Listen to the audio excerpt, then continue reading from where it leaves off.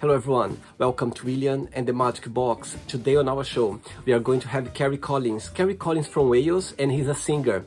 And in the end of the interview, he's going to sing a little bit of a song of his new album coming out very soon. So, let's enjoy the interview. Hello. How are you doing? You okay? Can you hear me? I'm good, how are you? Yeah, I'm good, pal. Nice to meet you.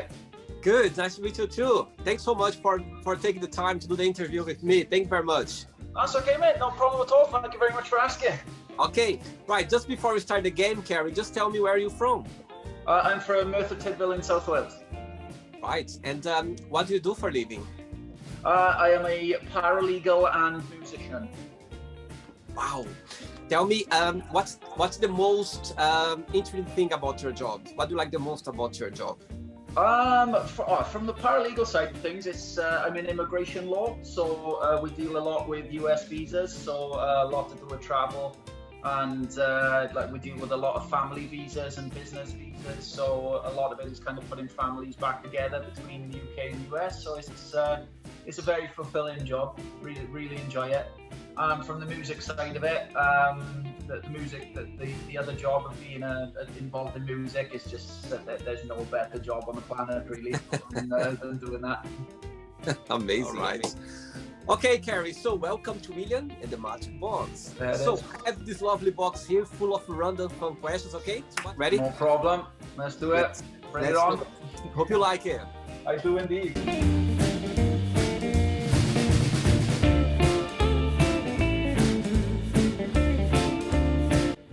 Good. Ready for the first question? Yeah, let's do it. Let's do it. Okay. Are you a cat or a dog person? And if Dog. you could be an animal, which animal would be and why? I'm a dog person, but if I could be any animal, it would be a cat. Because cats, because cats know that they're better than you. And like, if they want to be left alone, they can be left alone. If they want attention, they will have it like that, whereas dogs are just always happy. I like to be in a bad mood sometimes. I think everybody should have that a long time. So cats have got it easier than dogs. So yeah, I'm a dog person, but if I could be any animal, it'd be a cat, because they just got a life of luxury. That's true, they're in charge, isn't it? The other day I saw a post on Instagram, somebody posted like something about a cat like with a crown, like I'm in charge of it. And actually they are, you know? Exactly, of course they are, and they know it as well. They know it. I don't like the arrogance in cats. That's another story. Great, let's get another question. Let's do it, Ceri.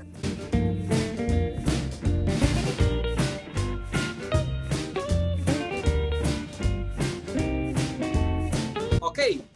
Next question is, who do you talk the most? I talk to a lot of people, actually. I talk to my parents a lot. Very, very close to my family. My parents. I speak to my parents a lot. We speak to each other about everything as well. But yeah, definitely my parents are close to my family. I'm lucky with that. Very good, very good. Let's get another question, Ceri. Let's go.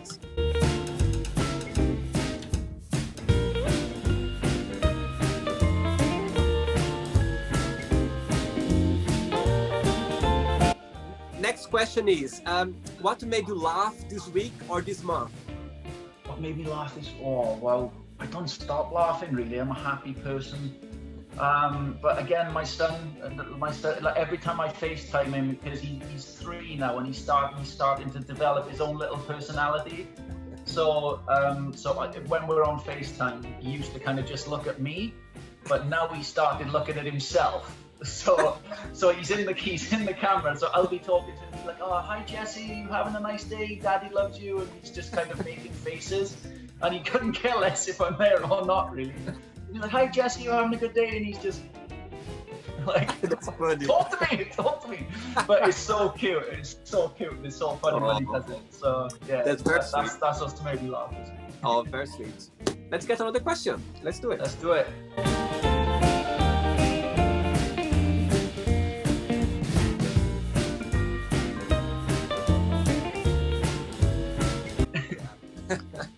Next question is, who is your biggest hero?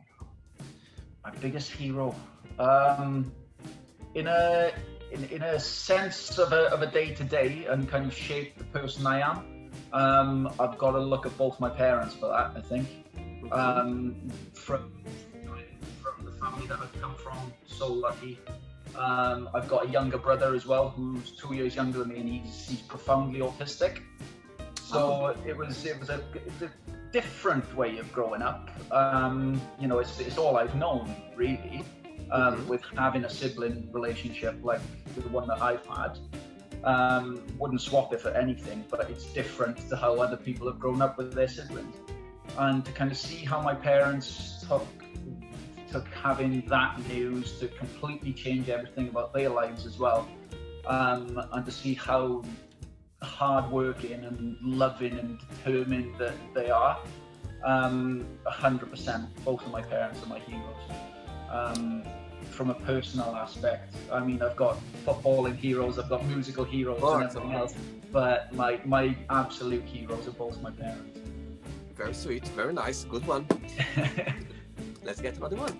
Yes.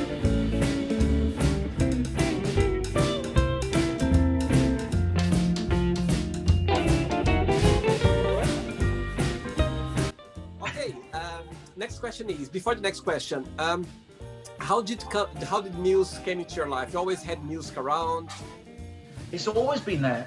From the time I was in nursery school, I think it's because I got a mouth on me, if you will. It's just because I was so like kind of outgoing and extroverted, I suppose, that I was kind of pushed into the choir and then like poetry and anything like that was kind of artsy. I was really lucky that from an early age, teachers kind of spotted that I wanted to be involved with that. So from a musical perspective, it was from the age of 3 when I started going to nursery school. I was put into the choirs and just given any instrument really, just to kind of see what it was going to be. And I didn't even start to learn to play guitar until I was about 14, 15. That's when I really took an interest. I had one when I was about 12, 13, but because I couldn't do it straight away, I just got rid of it. I was like, no, I haven't got the patience for that. I want to be good at it straight away. I can't do it, it's gone. But then I came back to it a couple of years later, and yeah, music is, other than my family and my son, like music is by far the biggest bit of my life, and I love it. I can't imagine a life without, I don't think anybody could imagine a life without music, but without being able to kind of create it. I'm, again, just very, very lucky that I get to do it. Very good. Next question is, where do you want to be in 10 years time from now? Oh, well, I'd like to be out of lockdown for a start. I'd like to not be in tears anymore, that would be good. But just again, I used to kind of look to the future with that type of thing, worry about things, where I would be, what job I would be in, would I be touring, would I be doing this, would I be doing that, would I be making enough money to do the things I wanted to do. But again, since Jesse's come along, that's changed, and I just, in 10 years time, I want to be as happy as I am now, if not happier, that I get that time with him, that I still get to have that time with him, see him grow up, but to have him happy as well, because obviously your priorities change as soon as you become a parent. And in 10 years time, I'd like to be as happy and as proud of him as I am now, for that to continue to grow. Very good, very good. Let's do another one. Let's get it. Yes.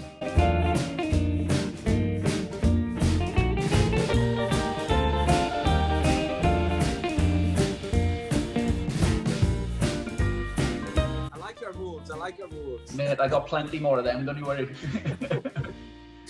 Right, Ceri, what was your favorite thing to do as a kid?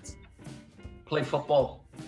Play football. Really? 100, like not even close. I would, if I wasn't in the house, I would be out playing football. And where Merthyr Tydfil is it's on the doorstep of the Brecon Beacons, which are the most unbelievably beautiful, stunning mountains that the UK have got. Wow. But for me, it's nice to look at. I'm not an outdoorsy person at all. If I was outdoors as a kid, I was on grass and I was playing football. As lovely as the mountains and stuff are, if I can't run up and down on it playing football, I didn't want to know.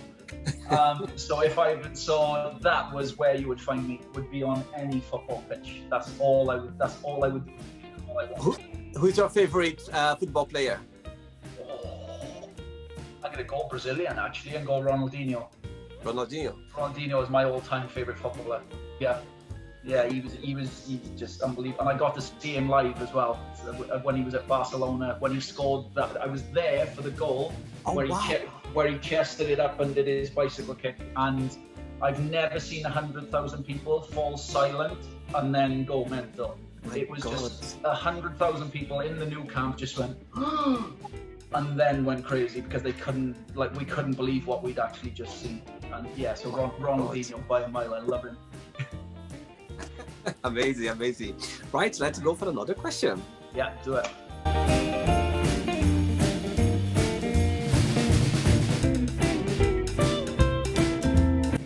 Tell me something before the next question. I can see your tattoos, actually. I love your tattoos. I'll check around. Yeah. How old were you when you had the first one? Oh, I know you're asking. It was quite late. I think I must have been about 24. I think about 24, yeah. Oh. It was quite late on. 24, possibly 25, yeah, around about that age. So it was late. And which one is your favorite?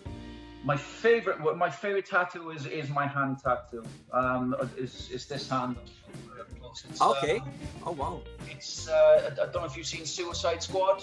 Yeah. You've got the Joker and Harley Quinn there. Right.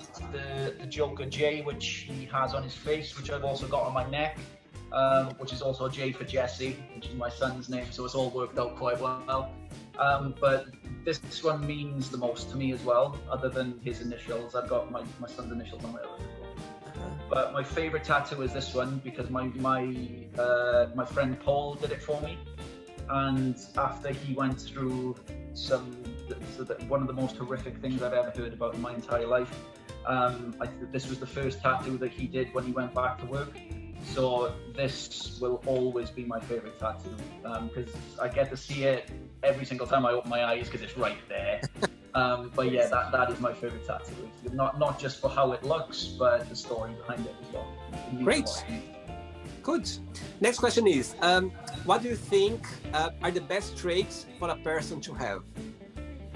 The best traits for a person to have, somebody that listens, I think, rather than just waiting for their turn to talk. I've been so lucky that I've done music for so long that I've met so many different people. The same with football as well. I've met so many people from so many different walks of life in various different countries and everything else. And my favorite people are just those people that will talk, that they'll talk to you about themselves, and they'll listen to you, and they'll want to know about you, and it's just infectious. So somebody that's patient, somebody that's, like I said, a good listener, just somebody that's loving and positive. It's difficult to be around. I found it difficult for a long time because I was one of those people, is that I was so draining because I was just so negative all the time. Really? The slightest inconvenience and I'd be like, oh, this is rubbish, like my day's ruined. I'm just not like that anymore, and it was exhausting. So for somebody to be patient, loving, just somebody that's happy, they're just the most infectious people that I like spending my time with. Great. Next question, Ceri. Let's do yes. it.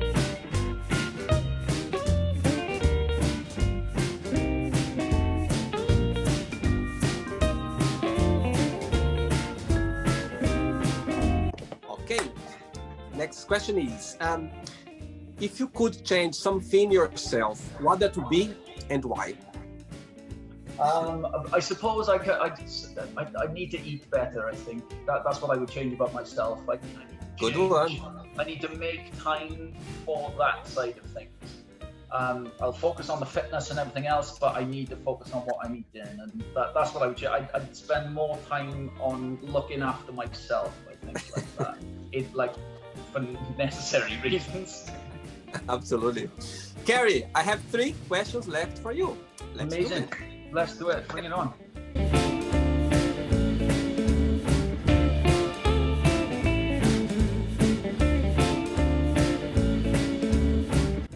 great. Next question is, what makes you really angry? Oh, a lot of things. A lot of things make me angry.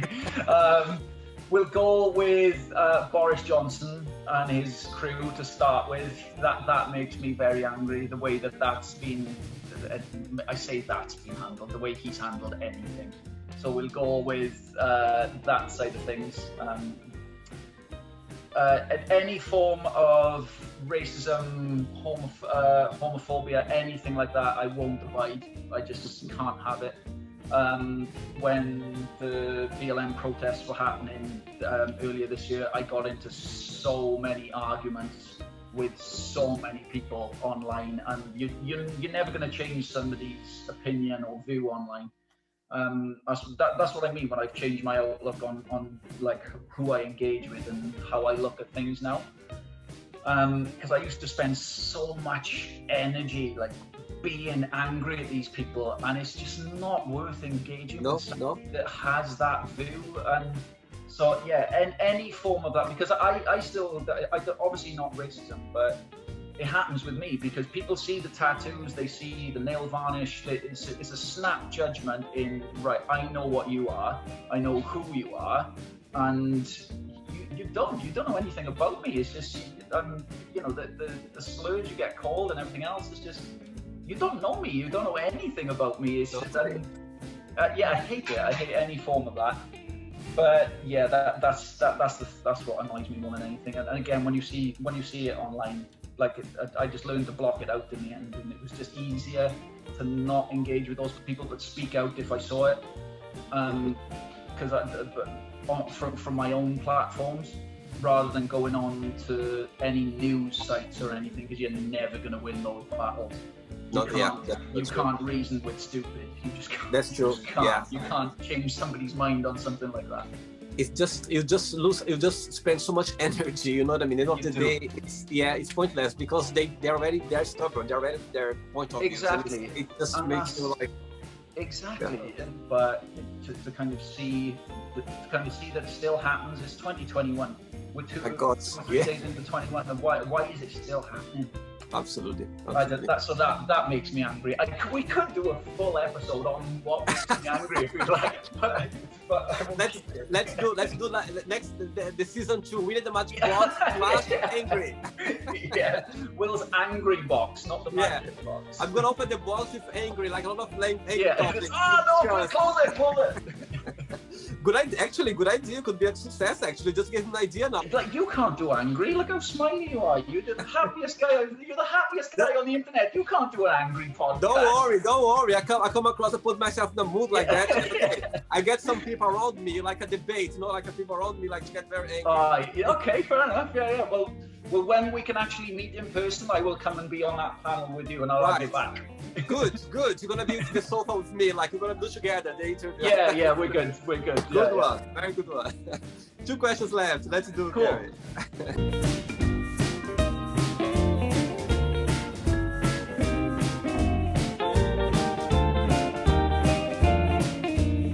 Okay, next question is, tell us about your first kiss and your first love. Oh, well, I was young. It's always kind of been like round about I hit the 7 or 8 mark. There was a girl in my class who was like, "Yeah, I'm gonna marry you. You are 100% the love of my life." And the first kiss with her was there were 6 of us. Stay with me. There were 6 of us arranged to go to this field behind the school because we'd all kind of been brave enough to kind of like 3 boys, 3 girls. We were like, right, okay, we're all boyfriend and girlfriend now, each per couple. It wasn't the 6 of us. It wasn't like that. We were in school here. 3 girls, 3 boys after school. We'd all arranged it. So my first kiss was behind my first primary school. I can't remember how old I was because I'm useless with stuff like that. But I still speak to that girl now. We grew up together. She's married now, and you know, she's got a beautiful family. I've got a beautiful family. We're still in touch, and yeah, she will always be a very, very good friend of mine. Yeah. Oh wow. So she was my first kiss and my first love, because all the way through school I was in love with her. And, Oh, that's and, sweet. yeah. That's sweet. That's nice. Yeah, it was actually. Cheers, though. You see. Actually, I had an interview earlier today, and there was a question as well about something else. But the person said the same thing as you. Oh my God, I haven't thought about that for this long time. I'm glad this question came up to you. Yeah, me too. Good. Let's do the last one now. Ready? Let's do it. Yeah.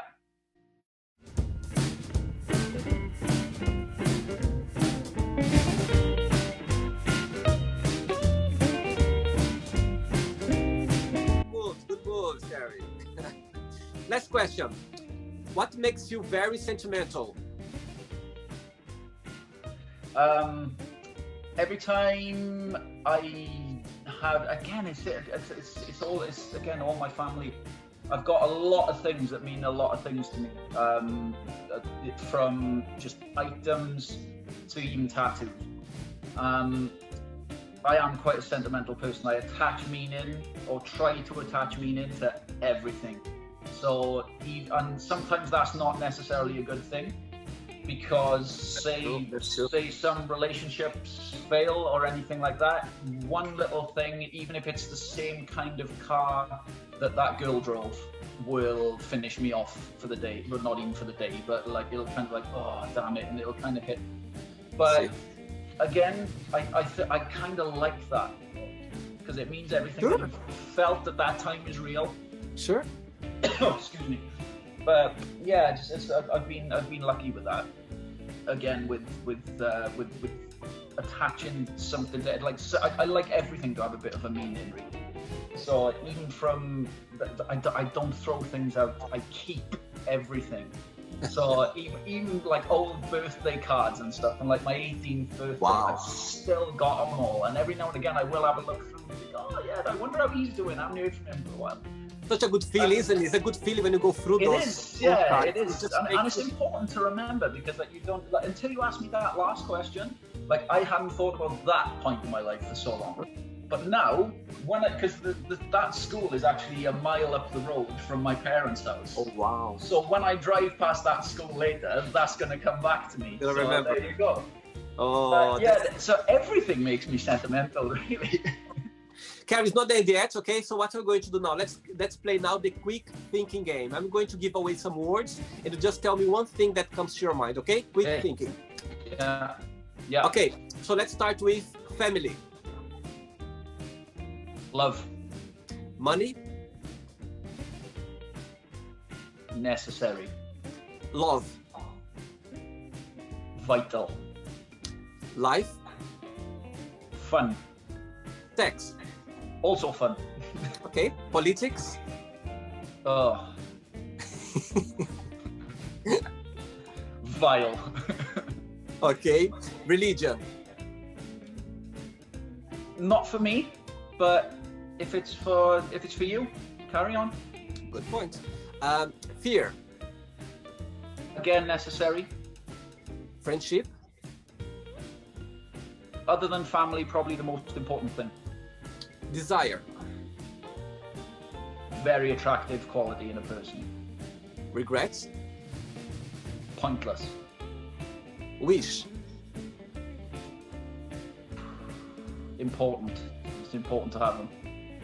Right. And the last one now. Music. Life. Good. Very good one. Very good one. Okay, Ceri. So let's play now, Ceri, and the magic box, and you can ask me a question, okay? Right. But just before,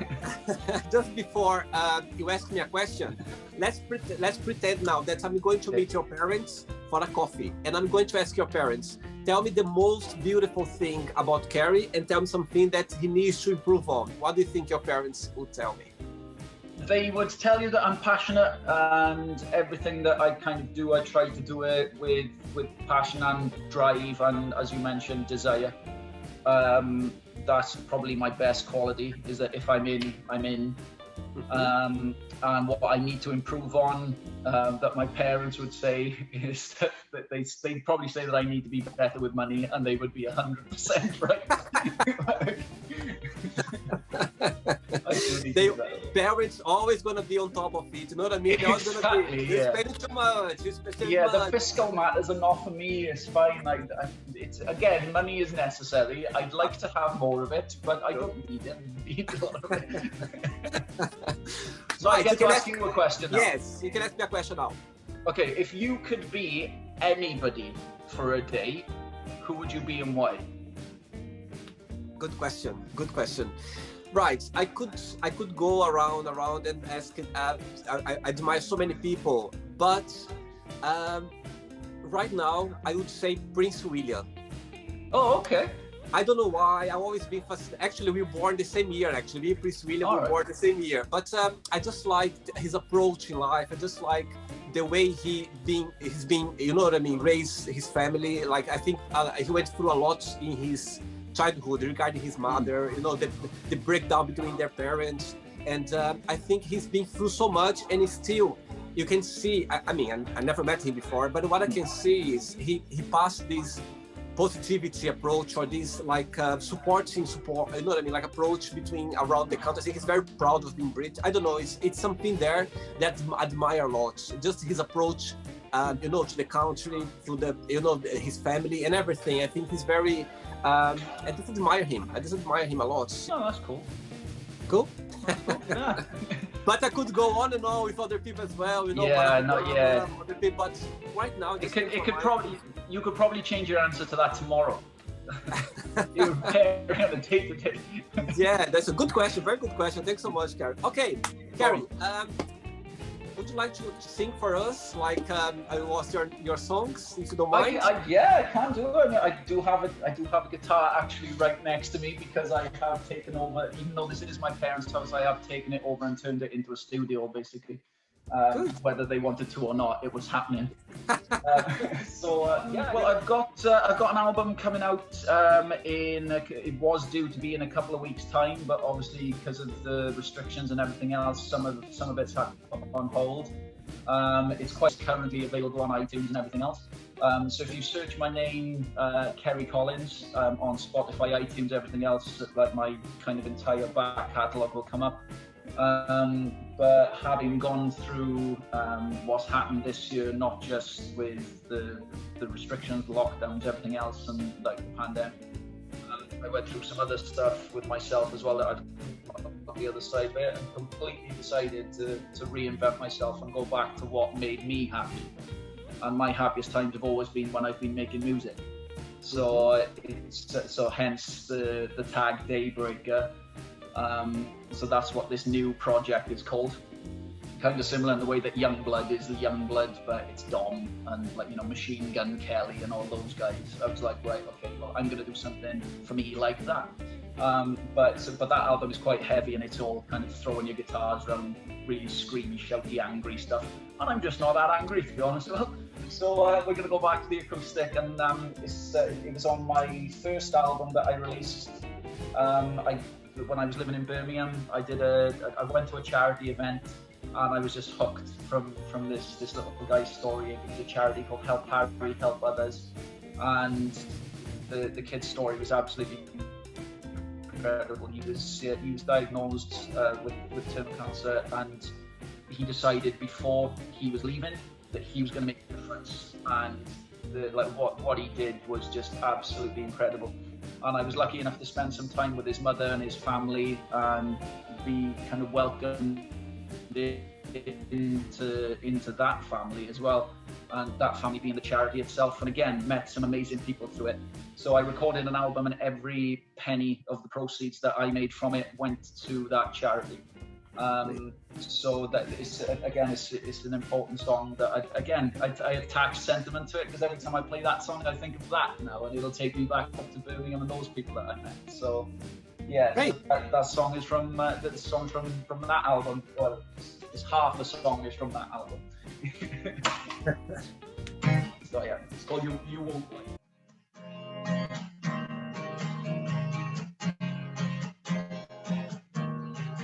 So I thought I was finally over this, but no, it's just how wrong a person is. I'm not lying when I say you're with me every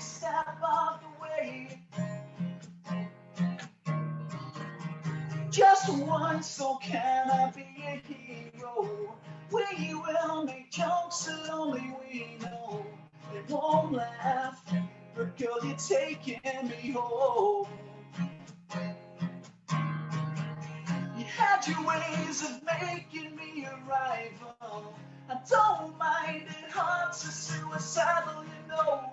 This place, it's not becoming a home. You won't like this, 'cause time is ticking and you will miss the silent way that I kiss you when you're only dreaming at night. This night won't end until you say to me then again. I hear you calling my name and I won't tell you to come home tonight. Hey, perfect. Got it right now. Thank you so much. Thank you so much, Ceri. It was amazing. My God, amazing. Thank you so much for doing that. Thank you very much. No, thank you very much for having me, man. This has been amazing. Great, Ceri, it was a pleasure. Thank you so much. And thank you very much. It was amazing. Thank you so much. I really appreciate it. It was so nice to connect with you. My God, amazing person. I really enjoyed. I can see how. I look forward to speaking to you again. Amazing. And if you don't mind to share a positive quote, a positive message, something that inspires you in life. Yeah, just be happy. Don't sweat the small stuff. Be present. Be in the moment. Enjoy what you've got.